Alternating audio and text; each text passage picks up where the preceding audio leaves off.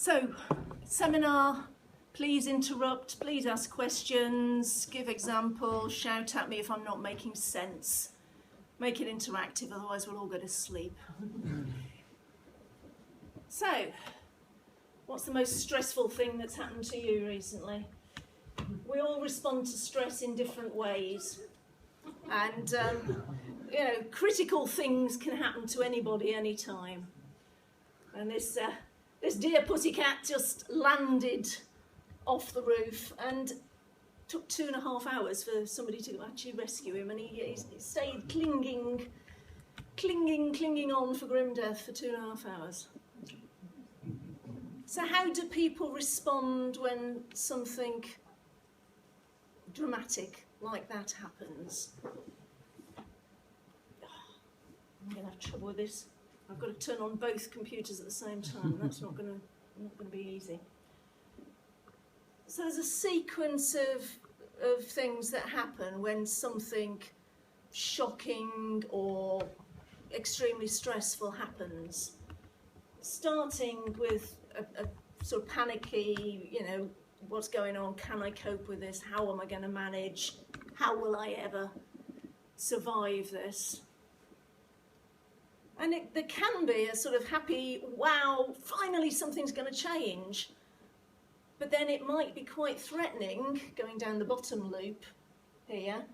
Okay, they're going to move my department. Where are they going to move my department to? When are they going to tell me where they've moved my department to? How will I get to work? What's going to happen? Threatening, and you can then go down into guilt and wind up in depression. Some people skim off into denial up at the top, a sort of nothing's happening. And denial's perfectly healthy in the initial stages. I mean, very often, somebody comes in and tells you your entire family's died in a car crash. Denial is entirely normal, healthy, and it takes a day or two to sink in. But when people get stuck in denial, that's really unhealthy. And then for most people, they go through the panicky stuff, through the worrying about it, and they come back up again into moving forward. So in terms of that, gradual acceptance, moving forward, it could be good. So a variety of responses to some sort of change. Looking at it in a more sort of mental health way, some people, after an event, and just for a moment we're going to think of it as an event like a car crash, some people get severe post-traumatic stress disorder and the suicide rate there is quite high. Some people survive, but they're never the same person again, so they survive with impairment. Psychologically they're not the same, maybe physically they're not the same, but they adjust to the new normal. Some people recover back to where they were at the beginning, and that's the group that are resilient, and that's where we're going to be concentrating. But some people show post-traumatic growth, and they're a very interesting group. Mm-hmm. So post-traumatic stress disorder, I think everybody's heard of. Classically, your American film with a guy who has just come back from Vietnam and a car backfires and he hits the floor and he's always twitchy and tense. That's how it is for people with PTSD when it's active. Can be worked with, can be cured, often takes years for people to get over, if they ever do. And as I said, the suicide rate is high. If it's a more chronic, rather than a sort of incident or a couple of years incident, if it's chronic, lower level of stress, you can wind up with burnout. And burnout is a chronic exhaustion. I'm forgetting to do both at once. Burnout is a chronic exhaustion which was originally described with people in what some people call the high-touch professions, the caring professions. So ministry, medicine, nursing, teaching, the professions where you're continuously giving of yourself. You're continuously making a new relationship with a class, a client, an individual parishioner, helping, supporting, working with them through something, and then finishing with them and going on to the next one, or often running several all at once. And that's tiring. And if you don't look after yourself, you very rapidly can go into burnout, which is this set of 3 negatives: depersonalization, no longer feeling in touch with what you're doing; loss of personal accomplishment, why am I doing this? It's not doing any good, I might as well give up. Nothing I do is making any beeping difference. And just deep emotional exhaustion. And then, as I said, there's these folk who show post-traumatic growth. And here's an example. Elizabeth Smart at 14 was kidnapped by a couple. He was a sort of had religious delusions. He told that God had told him that this was his wife. He dressed her in robes and performed some sort of pseudo-occult ceremony, and then raped her every day for the next 9 months. She's now in her early 20s, and she has more than recovered. She has found meaning and purpose through what she experienced, through coming out the other side, through working with people who have similar-ish stories or some such issues. So in his religious delusions, you can see the negative side of spirituality. Interestingly, she's an active Mormon. She's just recently been on the usual Mormon tour of knocking on doors and got married. But you wouldn't know that from any of the press coverage. You have to dig quite deep to find out that her spirituality has had any part in her recovery. It's not immediately obvious. And that's a theme that you'll see again and again, that people's spirituality is really important in their resilience, but it's not actually named or mentioned. This lady is Petra Nemkova. As you can see, is very beautiful, and she was a top model who was on a holiday in Thailand with her boyfriend when the wave hit, and she was scooped up by the tsunami and left for several hours clinging to the top of a palm tree with a pelvis fractured in 4 places, listening to people stopping screaming because they dropped off their trees. And she was finally rescued.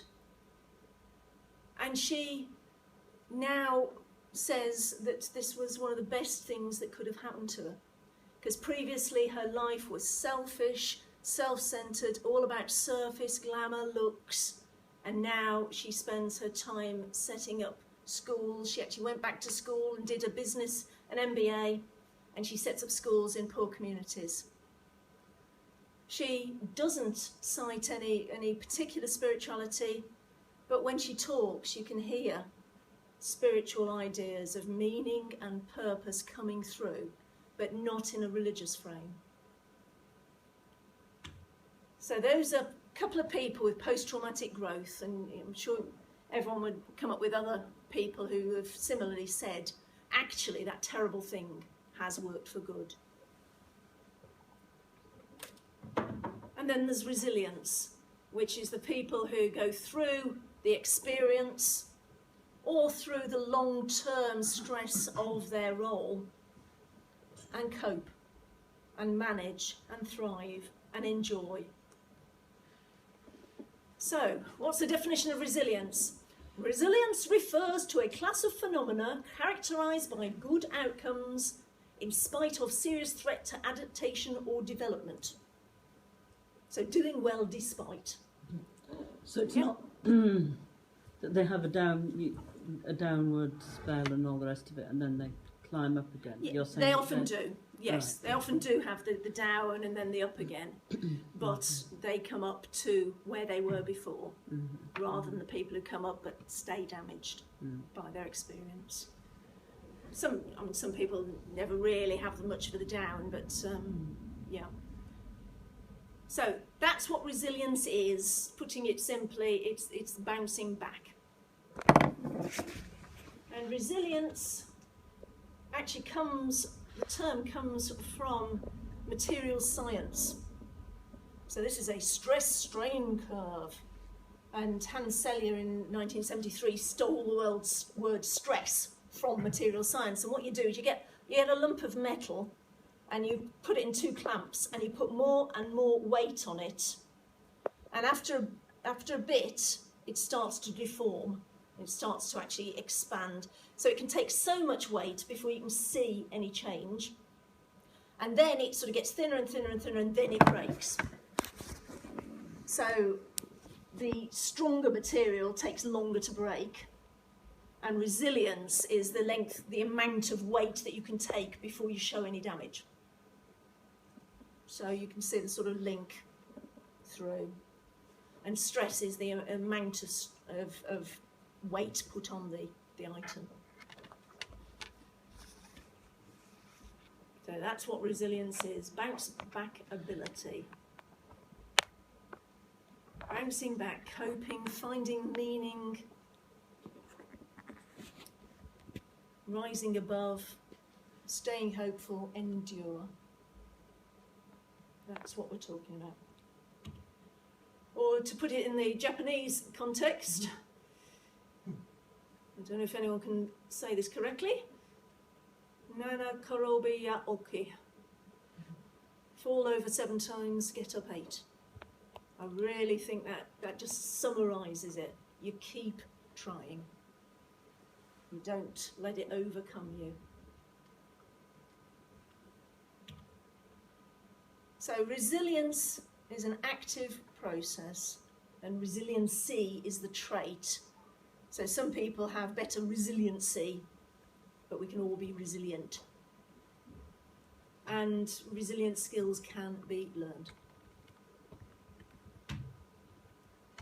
So where did resilience come from? You wouldn't have heard of it before about 1990. It was little talked about. One of the first groups to start talking about resilience were a group who started studying the entire birth cohort in 1955 in Kauai, Hawaii. So small island, rather beautiful. And they basically got the whole lot signed up.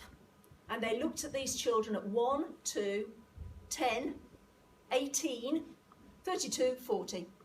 So they kept on coming back and studying them. And what they started off expecting and what they were looking for, they were looking at the kids who were in a high-risk situation, who had these nasty things that were putting them into a high risk, and they were expecting to find all the kids who had perinatal complications, so a difficult birth. One of the parents had mental illness, they were poor, their mum was low educated, and there was abuse, neglect, violence in the family. They expected all of them to show really bad results. And it was all about risk of developing mental illness. But to their surprise, they discovered that at age 10, 2/3 of those had got some signs of problem, but 1/3 were doing well. And that's not what they expected. So 1/3 were doing well, were not just surviving, but were doing better.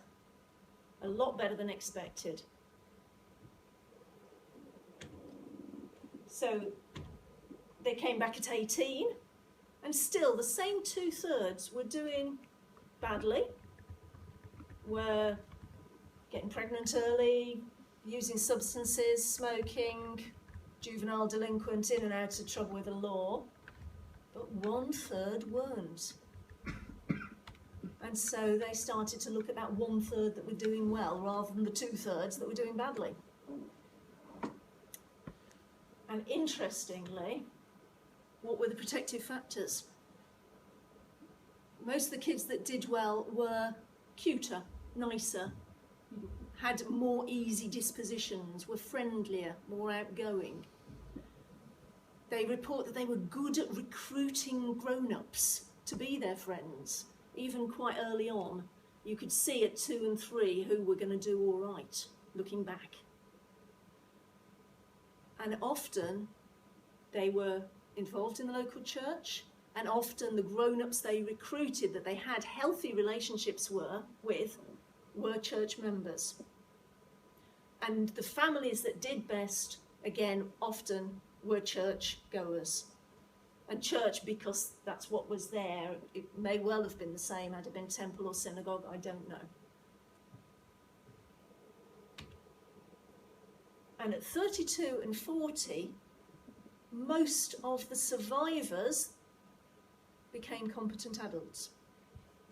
So there was a higher death rate, but those that survived, most of them made stable marriages, often a second marriage, and often they actually note in the research to somebody with a religious faith, or they had their own religious conversion to an active religion that demanded life change. And most of them were in work and were responsible citizens. Most people are resilient. Most people will get there in the end. The other sort of line of research is Garmetz's research, which was in the 70s, on the children of parents with schizophrenia. If both your parents have schizophrenia, you've got a 30 or 40% chance of developing it yourself. If your identical twin has schizophrenia, you're 50-50. And so again, they started off looking at risk. They started off looking at the bad side and gradually recognised that there were an awful lot of people who ought to have done badly who did well. As one of Garmetz's students, now one of the leading researchers, Anne Maston, said, it's ordinary magic. Most kids will be resilient, given the basics. Most people do well.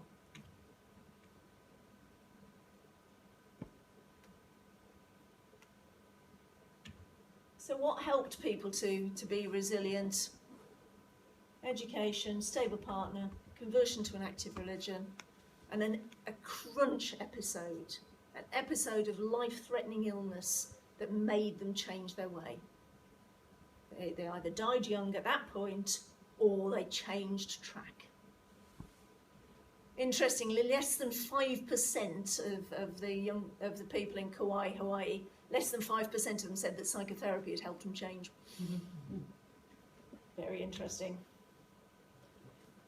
So we can look at resilience at different levels, and we're going to concentrate on the lower levels on this occasion. So what are the individual factors? Individual factors that make a young person and an older person resilient. High intelligence, early learning to read, good communication skills. They've got something that makes them special, important, significant. Realistic plans, but high expectations. So high and realistic at the same time. They're the guys that did well. And they showed these individual factors of optimism, flexibility, self-control, sociability, self-confidence, competence, insightfulness, perseverance.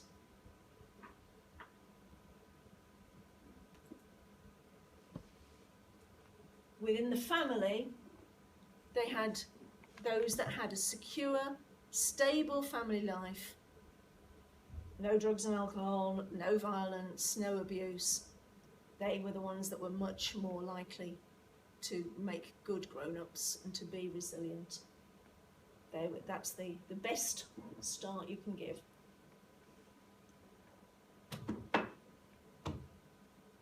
And resilient families actually work on this together. And resilient parents teach the children to be resilient, to look for the positive, to look for the ways through, not to focus on the negative, but to look at how do we move on from this this bad thing's happened, this difficult situation is here, okay, how do we move forward? Rather than panicking and going into a circle. And resilient families, families that breed resilient children, have good, open communication. It's a little bit department of the blooming obvious, isn't it? Really. We know this. There's no surprises here. But it's good to see it actually being worked out step by the psychologists, even if they are a couple of thousand years late. Relationships matter. Relationships can be of all types and whatever combination, but having people around who care about you is the most significant thing in staying well. Relationships are what make us resilient. Relationships within your family and close group, relationship with work colleagues and wider friends. One of the biggest things you can do to get your resilience up is to invest in relationships. Because social support and supporting others is how we stay well.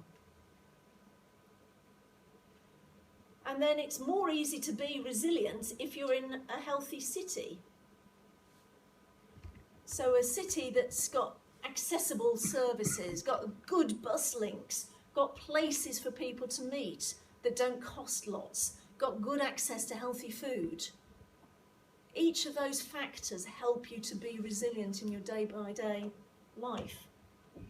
Low pollution, low crime, feeling safe.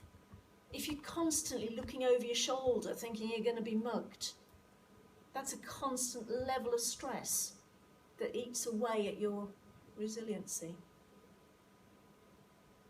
And being in a cohesive community is great as long as you fit in. So if you're in a tight-knit Roman Catholic Irish community, that's fantastic. But possibly not if you're gay. Depends. And if you don't fit in to your community, whatever it is, it's incredibly painful and difficult and needs a lot more work. And we know that if you are the only black child in the village, you are far more likely to develop schizophrenia as an adult than if you're black in a black area, for example. So niggling low-level stress eats away at your resilience. Are you with me so far? Any questions so far? No? Okay.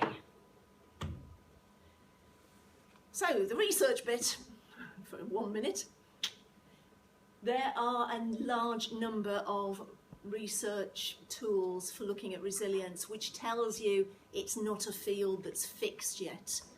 Basically, similarly to religion and health actually, the number of papers goes up from about 100 in 1990 to nearly 2,000 now. So it's an exponential curve. It basically was not mentioned. The whole of positive psychology didn't exist before about 1990, 1995. The first World Congress of Positive Psychology is 1999. Prior to that, we were only looking at the negative. And then somebody started saying, well, what about these guys that are doing well despite? What about these guys? What is it about them that's making them special? So resilience research, there are a large number of questionnaires. You pays your money and makes your choice. Longer ones, shorter ones. They all call in the same sort of stuff. They all look at adaptability. So can you know when to change tack? Some jobs are not doable. Sometimes you should resign. Some marriages are not solvable. Savable. Soluble. No, solvable. Solvable. That's the one. Sometimes it's right to quit. Not easily, not often, but sometimes it is right to quit. Self-control, self-sufficiency, so not always looking outside yourself for support, but at the same time accepting the support, but not relying on other people to do it for you, but at the same time getting support as well. Optimism and persistence. So those are the factors, and the questionnaires are longer or shorter or whatever, but those are the main factors. What's the self-sufficiency? It means that you're not looking to somebody else to make you happy. You're not looking to another individual to tell you what to do. You accept their love and their support, but you make your own mind up about what next. In consultation, but you're not reliant on them for your happiness and your well-being.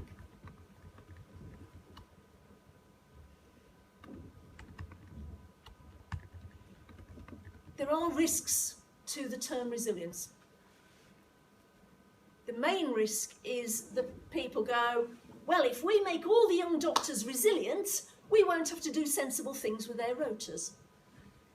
The sort of idea that if you were resilient, you'd be able to do this job. And the bottom line is some jobs are not doable, they're not healthy. And so there is a risk to leaning too much on resilience when actually what needs to change is society, job structures, role expectations, gender balance, something political. So it can be used as a tool to beat up people who are working extremely hard, and they can end up being told it's their problem because they're not resilient enough. That's the downside, that's the risk.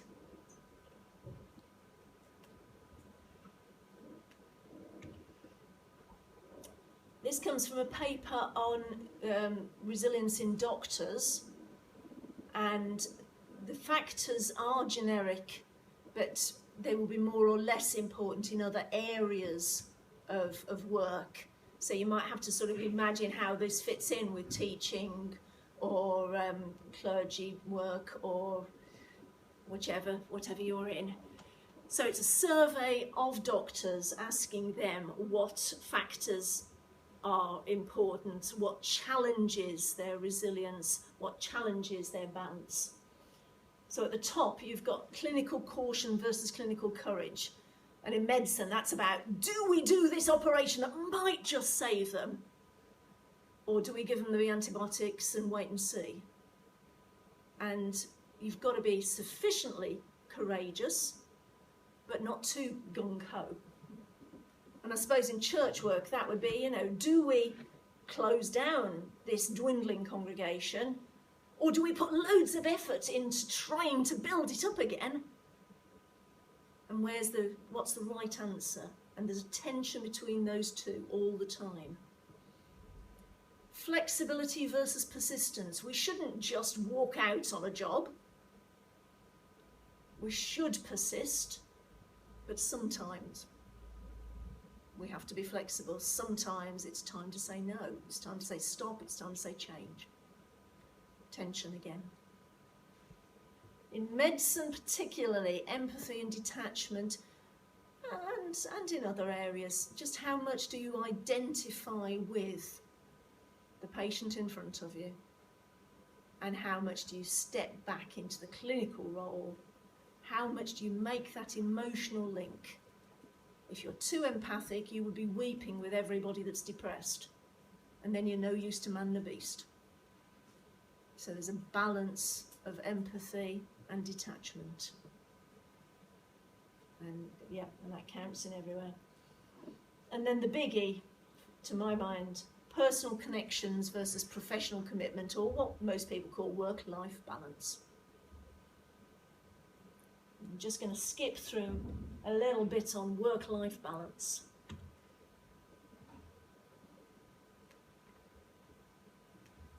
So here's one solution.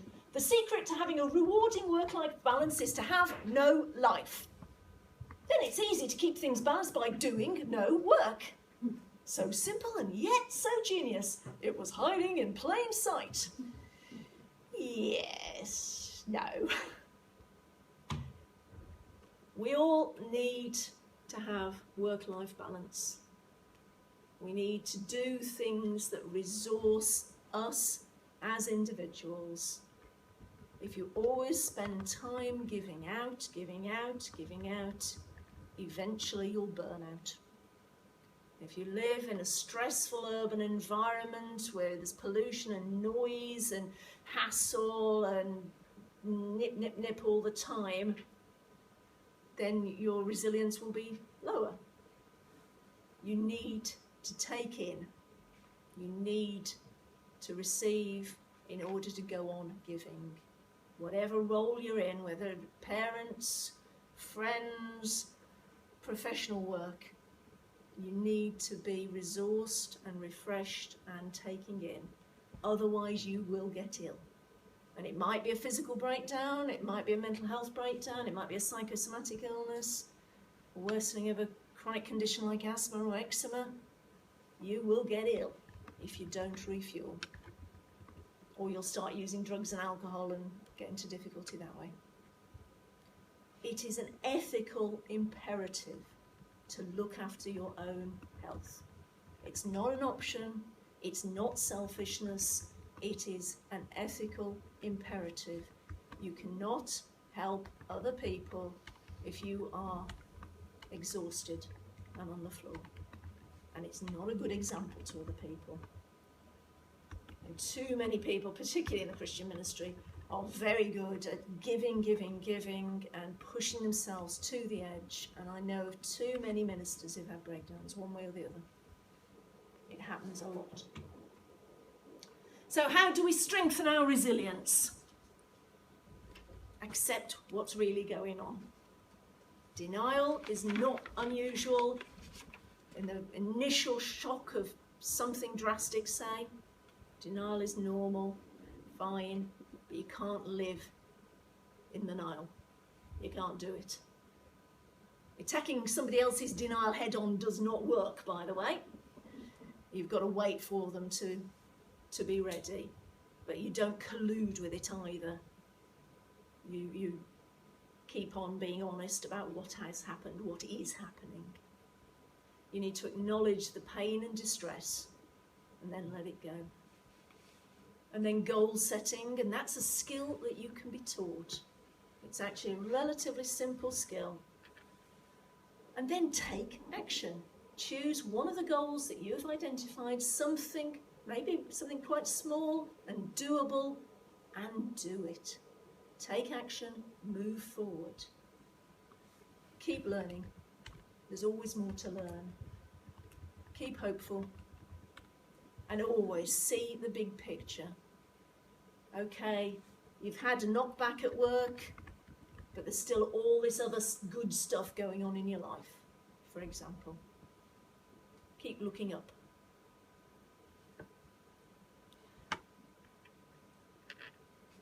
So, yes, that's the same thing put in a different form. Learning from failure, having a positive attitude, remaining optimistic, regulating your emotions, developing communication skills. Communication skills can be taught.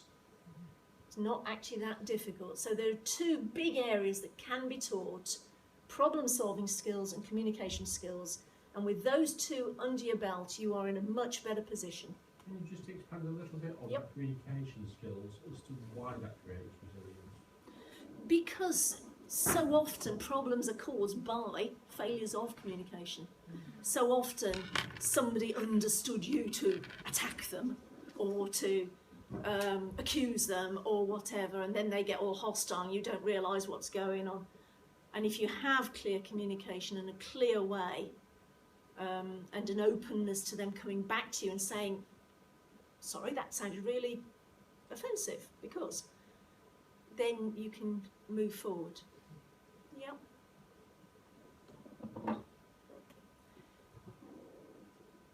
So here's a nice circle of the steps for sort of longer term resilience. First of all, regulating your stress. Do you need to be doing all of this work? Can you actually give some of it to somebody else? Should you be taking on this extra XYZ? Learn to manage your emotions. That can be taught to a large degree. Who are you expressing your anger to? If you're really, really fed up, don't shout at people who are underneath you in the hierarchy, because they can't do anything about it and they will just feel ultra stressed. Go and kick the cat, talk to a good friend, go and shout at your manager. But don't put your stress down, because if you channel your stress downwards, you just make the situation far worse. Reframe thinking. This is awful, this is terrible. Step back. What are the opportunities? What does this change allow? It may be awful and terrible, but at least you're still alive and you've got people around. So change the way of looking at it. Think, what does this enable me to do? What chances does this now give me? What does this bring out? Look for purpose and meaning. Reach out to your friends and look for the positive. So where's the spirituality, we say? Because this is supposed to be resilience, faith and health, and I've hardly mentioned it, haven't I? Well, as I mentioned in the Hawaii stuff, it was very clear that the children who did well were the children of religious parents. And if they weren't religious parents, they were the children who somehow ended up going to Sunday school and getting support from church people, or very often from a good teacher, and many of them happen to be Christians as well, we now know. So it's there, but it's basically ignored in all the research. It's not really been looked into. And we know that some of the people who've changed the world have found resilience in their faith. And for Gandhi, it was Hinduism and his inspiration from Jesus. Martin Luther King, of course, was a Christian minister. And Aung San Suu Kyi talks about her Buddhist faith, bringing her through, making the decisions that she made, including, the reason I've put the boys in the picture, that she didn't see her children for several years because she was in house arrest in Burma and the authorities would not let them come in. And her husband actually died of cancer in Oxford, and she could not leave the country to see him because she knew they would not let her back. She gave up a lot, and she has spoken about her Buddhism as the resource that kept her going, as the most important part. So looking back at the factors in resiliency research, do we recognise any of them from our religious traditions? I mean, I can only really speak as a Christian, and self-control looks jolly suspiciously like self-control, one of the fruit of the Spirit. And persistence would be a sort of combination of faithfulness and patience. I'm not sure quite how adaptability fits in. Please do come back to that and tell me how adaptability maps onto the virtues and the fruit of the Spirit. But basically, we know this stuff. There is no surprise here for those from a religious tradition. This is basic virtue ethics and the fruit of the Spirit in Christianity. What do you think? Does that sound reasonable? Yeah, some nods around. It depends on what religious tradition, because if it's a very hard line, a very evangelical right tradition, you might well get some quite counter trade actually going on. So I think it depends. Rather than saying it must be. Yes. It's very variable according to the particular tradition and the interpretation of that tradition. Thank you. Yes. So we're talking about a healthy religiosity, and fundamentalism of any type can be negative and can be damaging. But we know this. We've seen this before somewhere. So again, looking at the circles, regulating stress. Well, prayer and mindfulness meditation are extremely good stress busters. They are extremely good. If you go to the Bible, Jesus often went off by himself to pray. And remember, Jesus said, let your yes be yes and your no be no. He expected you to say no sometimes. Manage emotions. Well, that's the virtues, isn't it? That's learning not to be short-tempered, learning not to be judgmental, not to jump to conclusions. And in Christian terms, allowing God to grow the fruit of the Spirit in your life. In Buddhist terms, practicing metta meditation, developing compassion for all sentient beings through your spiritual disciplines. Reframe thinking.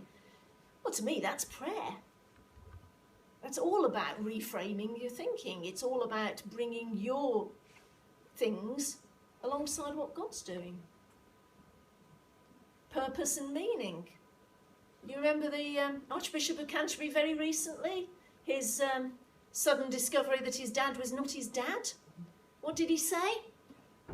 His response was fearless and unembarrassed. I know I find who I am in Jesus Christ, not in genetics, and my identity in him never changes. That's purpose and meaning, isn't it? Reaching out. We reach out to others, and obviously a faith community, if you fit in, can be really supportive. But we also reach out to the transcendent, however you conceive of it, through the spiritual disciplines.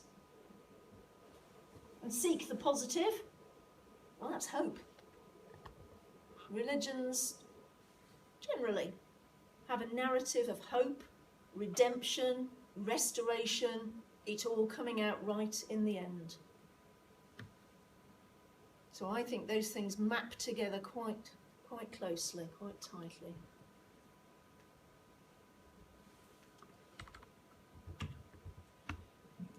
So what should you do?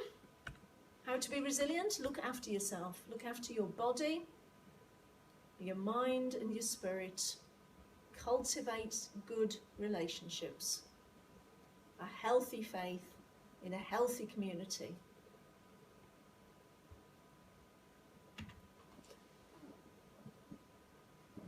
And a bit about my research. There is an epidemic of burnout in medicine. Medics around the world are leaving the profession in droves or are struggling. In a 2013 paper in America, half of the doctors assessed were burnt out, were struggling, were using substances, were not functioning optimally. They were getting ill with it. One half. And there's similar numbers in the UK doctors. And the American paper is important because they looked at other professionals, similarly educated, similarly paid, similarly overt levels of stress, and they didn't show that level of burnout. There is something about the way medicine is at the moment that's really chewing people up and spitting them out. And it leads to people giving up being doctors, breakdown of marriages and relationships, use of drugs and alcohol, suicide, and overall poorer patient care. So this is an important thing. It's not just in the UK, it's round the world in Western medicine. It's in a bad way. A&E has been said to be more stressful than a war zone. And I've got a long quote, which I'm not going to read you, but basically just how horrible A&E can be some nights, and that's where I work. And it is often incredibly stressful. You walk onto the shop floor and you can just feel immediately people dying in front of you. It's not easy. So why is medicine in a mess? Excessive workload, loss of autonomy. Doctors are now being told what to do, whereas before we made our minds up. Excessive administration, the forms. Always long hours and difficulty balancing work life with home life. But overall a decline in the sense of achievement, because it used to be, when I was a girl, it used to be that you admitted a patient and you did stupid long hours, but you saw the patient through several hours, 24 hours, often until they were stable. You were with them, you saw what happened. Now, you go off shift, you come back again, everybody's moved, all the patients have changed, you don't know what the hell's going on, you've no idea where the blood tests were. So you've swapped stupidly long hours, and I wouldn't wish them on anybody, they were dangerous, but you've swapped them for not knowing your patients, not knowing how to do, not knowing how to get things to happen. So, my research, which I'm not going to go into any great detail, is to look at what makes medical students resilient. There's 2 papers so far that mention medical students and resilience. One of them, Genius, says we weren't allowed to talk about religion because it's a sensitive subject in our country. So it's to say religion, but we're not talking about it. The other paper actually does mention religion, but it looks at it at the same level as joining a sports club. And I don't think that's good enough. The reason I'm not going to go into the research project in great detail is because we've got a couple of conferences that are coming up which I think are going to change what we're going to do. So at the moment, this is the basic plan. It's going to be mixed methods, so both qualitative, giving them questionnaires about burnout, about resilience, about what they do, and then 2 questionnaires about various aspects of spirituality and religion. And we're going to interview some of them in more sort of deep sort of way, with the intention of following them up so that we see these medical students 2 years later when they've done the most difficult bit of becoming young doctors. And that is an incredibly stressful time. And that should give us some good, solid result as to whether or not they are more resilient if they have active religion and active spirituality. Oh, that's not right. I'll put in another paper. Ah, there you go. So, there you go. Questions?